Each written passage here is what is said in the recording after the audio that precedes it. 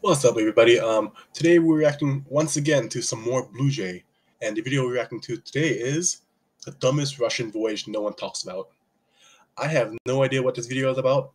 I'm guessing it's something to do about looking at the description to see. I might know what this is about. Maybe. I think I played it before. But anyway, let's get An abundance of going. iconic combinations out there, like spaghetti and meatballs, a sorority girl in a white Jeep, or depression and alcoholism. But like US presidents and convertibles, not everything can be a match made in heaven. Oh And my as much as while god, can you even say that? Can you say that on YouTube? That is... oh god. Russia would love to dominate the high seas, nearly landlocked nations and stellar navies don't exactly go hand in hand. But for all the Russian Navy's dismal, underwhelming, pathetic lack of glory in the early 20th century, it's always important to look on the bright side. Like how it gives me good YouTube content. So on today's episode, I'm going to learn you all about the misadventures of the Russian Baltic Fleet.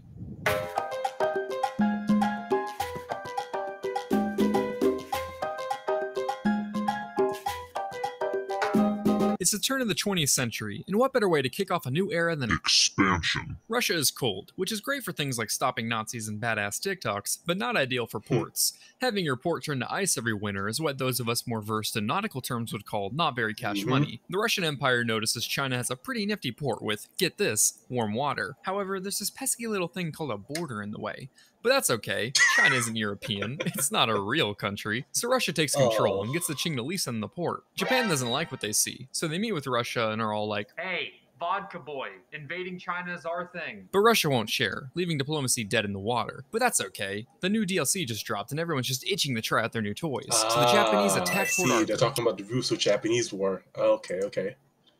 Kicking off the Russo-Japanese War. Fast forward a few battles, and the Russians are losing pretty badly, so the Tsar authorizes quite the preposterous proposal of sending the Russian Baltic Fleet to reinforce the East. And you may be wondering, but Blue Jay, what's so preposterous about sending reinforcements? Well, kiddo, the Baltic part of Russian Baltic Fleet means it operates in, get this, the Baltic. And as we learned earlier, boats don't like ice, so you can't go this way to Port Arthur, meaning the Tsar authorized a plan for an 18,000-mile journey around the world, which is crazy to think about. Like, the logistics of that is like crazy. 29,000 kilometers, or 1,140,480,000 gumballs. The voyage was also a logistical nightmare. What? Say again? 140,480,000 gumballs. Where did you get that measurement from? Where? The voyage was also a logistical nightmare, as the Russians didn't have any holdings in Africa or South Asia to refuel along the way. Add that to the fact that the fleet spent months at a time frozen in port, so the crew of mostly uneducated peasants couldn't tell you the difference between a bowline knot and a porcelain pot. This group of inexperienced conscripts is put under the command of Admiral Rozhetsvensky, a man so prone to anger that his staff made sure to keep a large supply of binoculars at the ready due to how often he would throw them overboard. But hey, fuck it, what better way to learn than a trial by fire, right? So they set sail on their epic quest to turn the tide of the war and bring glory to the motherland. And immediately the flagship runs aground and a cruiser loses his anchor. How? While they waited for the flagship to refloat, a destroyer forgot friendly fire was on and rammed into a battleship, prompting it to return for repairs. Don't worry, men, surely this can't be foreshadowing. As the fleet pushed on, a growing hysteria spread amongst the crew. They were afraid that at any second they'd be ambushed by Japanese torpedo boats. By Denmark.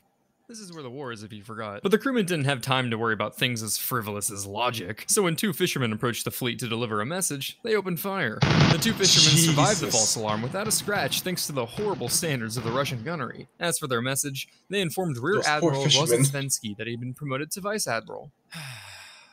Iron this. This wouldn't be the only false alarm, as later another ship signaled that she was under attack by 8 Japanese torpedo boats, only to find out that there were 0 Japanese torpedo boats. There was just nothing there. Having survived the Baltic, our heroes made their way towards Britain, where they encountered a small group of fishing trawlers at Dogger Bank. But surely by now our skittish sailors have learned their lesson. Ninjas! Streliete bullshit!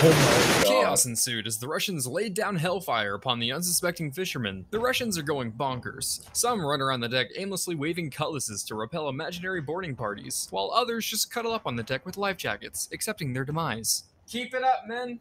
These Japanese have horrendous aim, Igor. We haven't even taken a hit. But hey, at least this time we made sure they weren't fishermen first. We're shooting at fishermen, aren't we? Definitely a possibility, sir. Well, at least we didn't fire on our own ships, killing a sailor and Russian Orthodox priest.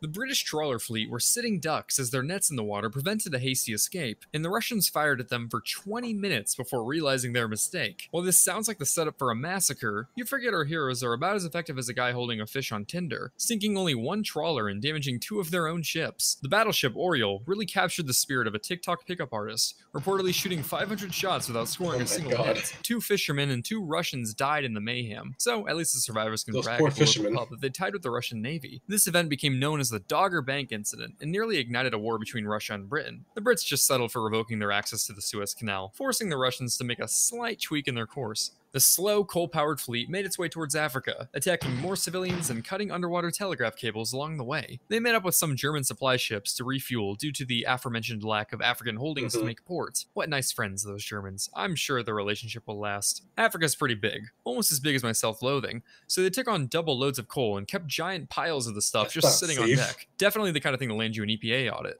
But it's not like any sailors were going to die from black lung, except for the ones who did. Morale is low, so the Russian crew decides to lift their spirits by treating themselves to the exotic pets of Madagascar. Alright, men, you all can... Hey, Igor, stop sniffing glue for a sec, buddy. You all can go to shore and pick out one thing to bring back with you. Nothing too crazy, like snakes or crocodiles. What did I say? Sir, I can explain.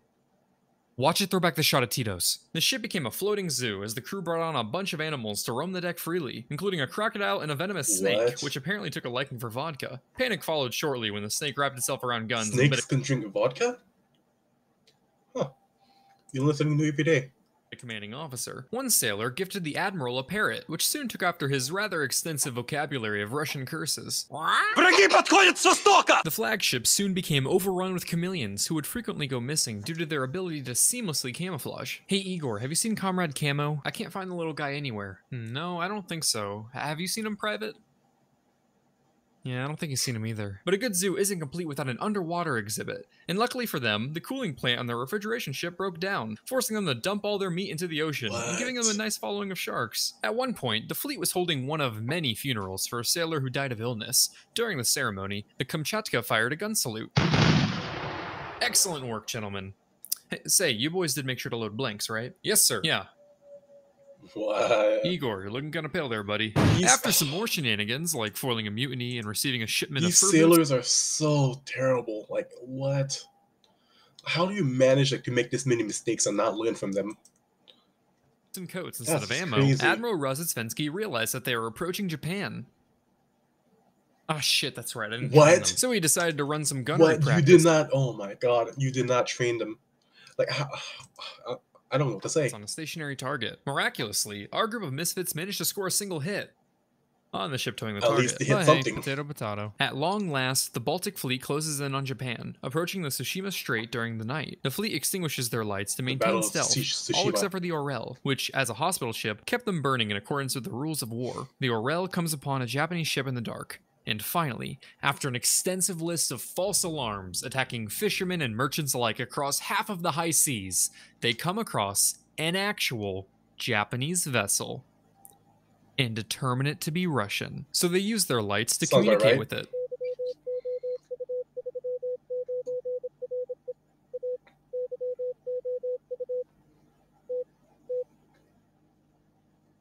The Battle of Tsushima ensues. While our gallant sailors hold their own against the Japanese, the Baltic fleet was decimated. 4,000 Russians die, with an additional 7,300 taken prisoner, compared to roughly 100 Japanese deaths. This effectively ended the war, marking the first time in history that an Eastern power defeated a European one. Way to go, buddy. Let's add that one to the scoreboard. Oh dear. So, in conclusion, the Russian Baltic fleet's odyssey around the world is a tale full of shenanigans and blunders, with our troublemaking peasant crew racking up quite the body count of innocent civilians and friendlies before seeing an actual enemy. And yes, while they may have attacked ships from practically every global power, disabled cities' communication grids, killed fellow sailors with gross negligence of safety practices, nearly ignited a major European war, and were about as accurate as Helen Keller playing laser tag, they also taught a snake to drink vodka. 9 out of 10 stars. That was a fun video, very informative. Like, I knew about the Russo-Japanese War. I did some research about it and the Battle of Tsushima and all that, but I I kind of understand now why the Japanese won that war, because like how the Russians were like not performing the best, not doing their like best, like very poor quality in like combat, like their ships, like at that actually explains a lot now.